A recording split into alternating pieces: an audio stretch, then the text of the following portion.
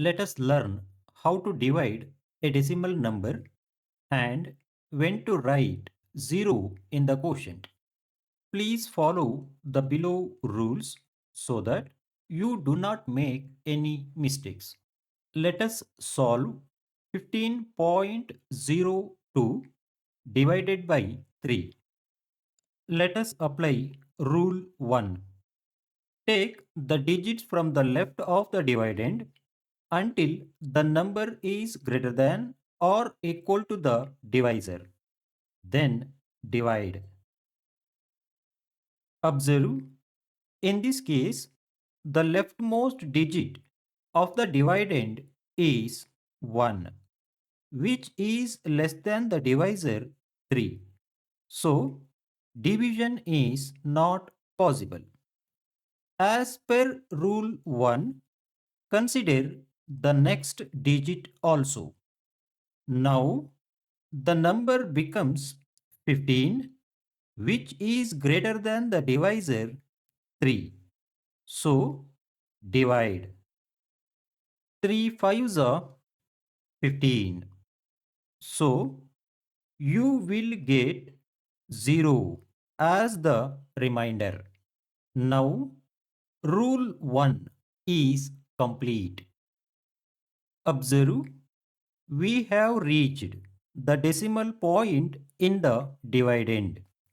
So, as per rule 2, place the decimal point in the quotient and continue the division as usual. Now, rule 2 is complete. Let us apply rule 3. When digits are available, bring down the next digit from the dividend. In this case, since digits are available, bring down the next digit 0. Now, rule 3 is complete. Let us apply rule 4. Observe, now the number is 0, which is less than the divisor 3. So, as per the rule, if the number is less than the divisor, write 0 in the quotient, then multiply divisor by 0 and subtract 0 from the remainder. 3 zeros are 0, so you will get 0 again as the remainder. Now let us apply rule 3 again.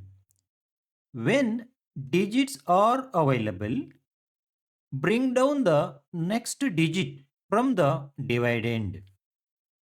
In this case, since the digits are available, bring down the next digit 2. Now, rule 3 is complete second time. Let us apply rule 4 again. Observe, now the number is 2, which is less than the divisor 3. So, as per rule 4, if the number is less than the divisor, write 0 in the quotient, then multiply divisor by 0 and subtract 0 from the remainder. 3 zeros are 0, so you will get 2 as the remainder again. Now, rule 4 is complete for the second time. Now, let us apply rule 3 again. Observe, there are no more digits available on the dividend to bring down. So, when no more digits are available, put a decimal point in the quotient and in the dividend if it is not already present. But in this case, the decimal point is already present in the quotient and in the dividend. So, no need to put the decimal point. Then add 0 to the right of the decimal in the dividend and bring down 0. Got it? Now, rule 3 is complete for the third time.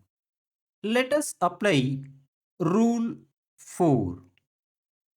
Observe, now the number is 20, which is greater than the divisor 3. So, as per the rule, if the number is greater than or equal to the divisor, then divide. 3 6s are 18. So, you will get 2 as the remainder again. Observe, this pattern continues forever. So, the division never ends. The quotient becomes a non-terminating decimal. So, we will stop when the required decimal places are reached. Got it? Thank you for watching. For a deeper understanding of long division and divisibility rules, please subscribe to my channel and watch the below playlist from beginning to end.